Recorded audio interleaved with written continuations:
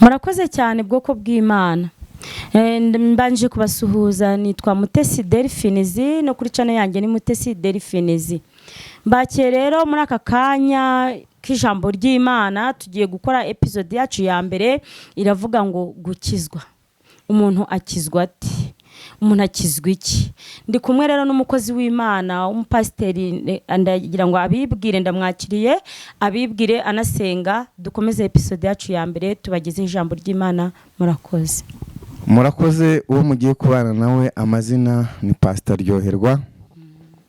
Imana iduhana umugisha, idufatire mu biganza byayo.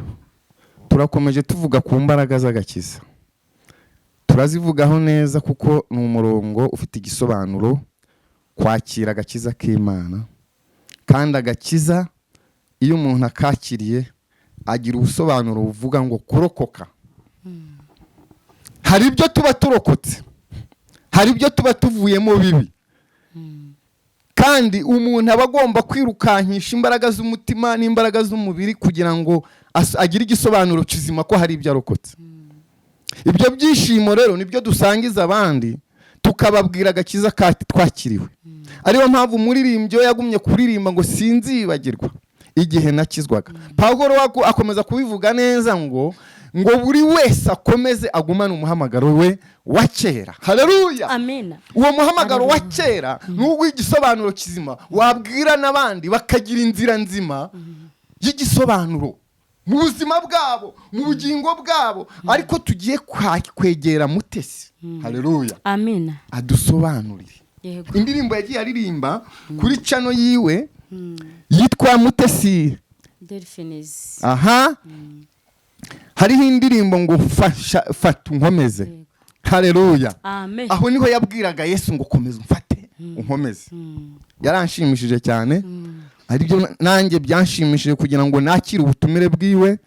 Kandi uko tuganira ndabyizera ko ndafashwa nanjye. Ngaho tuganirize MUTESI uburyo wakiriye agakiza. Nkanjye ukuntu nakiriye agakiza, bundi ngewe mvuga nivugaho na cyane. Uvuze ku ndirimbo yanjye n'ubuhamya bwanjye n'ubuzima bwanjye, iriya ndirimbo ni ngewe narindi kwivuga. Nkuko igitero cya mbere cya kiravuga ngo ndavuga imbabazi zawe Mana washyize kuri nge, wanzuye mu bapfuye ndi muzima, wankuye Sodoma na Gomora warakoze, wambabariye ibyaha Mwami warakoze, wanyigishije nanjye kubabarira Mana yanjye warakoze.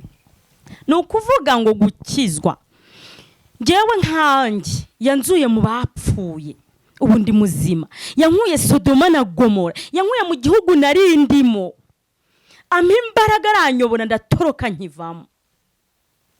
Izo nizo mbabazi z'Imana mvuga. Ubundi kuko gukizwa haba hari ibintu wari urimo.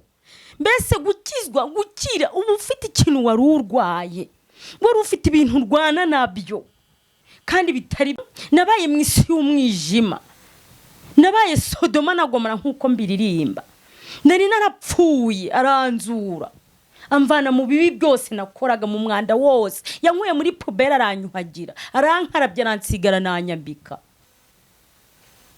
Narakijijwe kuko navuye mu bibi. Ari nacyo gitero cya kabiri mvuga ngo fata unkomeze Mwami ntazasubirayo, hariya aho navuye hari hakomeye, mu buraya Mwami nari nduhiyeyo, mu businzi Mwami nari nduhiyeyo, gukubita n'amacupa byari byarabaye umwambaro, kurwana no gutukana nari nduhiyeyo, ineza yawe Mana niyo yandokoye. Nawe ungira ngo urabyumve ibyo bibi byose narindimo, sindabisubiramo nta detail ndajyamo kuko birivuga byonyine ubwabyo. Ibyo rero nkimara kubivamo, nkimara kubireka nkabitoroka, Umwami Yesu akabimvanamo, akanyambika izindi mbaraga, narakijijwe. Amen. Icyo rero nicyo bitagakiza.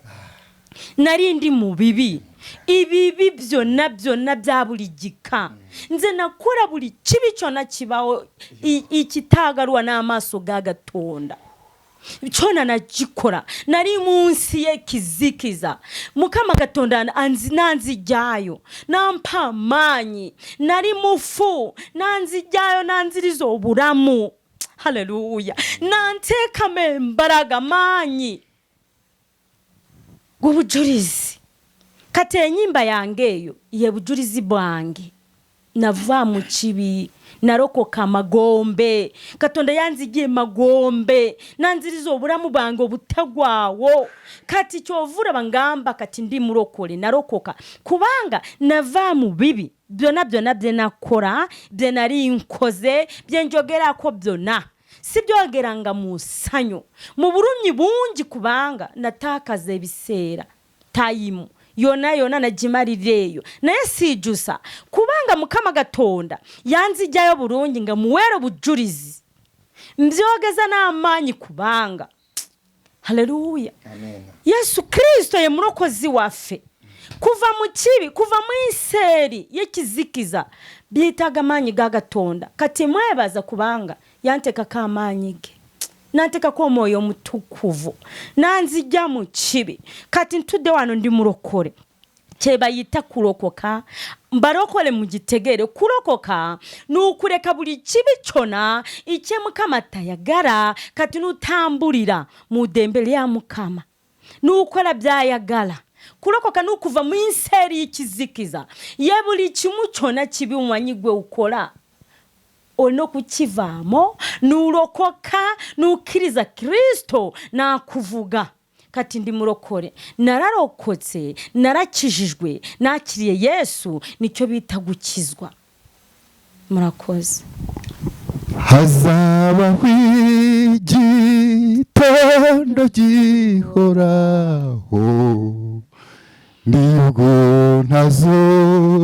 ntazongera kuriruka haleluya hazabaho igitondo gihoraho nibwo ntazongera kuriruka bene data mwe hazabaho igitondo gihoraho nibwo ntazongera kuriruka ukundi haleluya amen. turagushimye Imana yacu y'amahoro tanga agakiza kawe ku buntu butangaje uri umubyeyi mwiza ntiwica ahubwo umunyembabazi ugira ubuzima burambye ugira ubugingo buhoraho kandi imbabazi zawe nizo zitubeshejeho turagushimiye mu izina rya Yesu amen.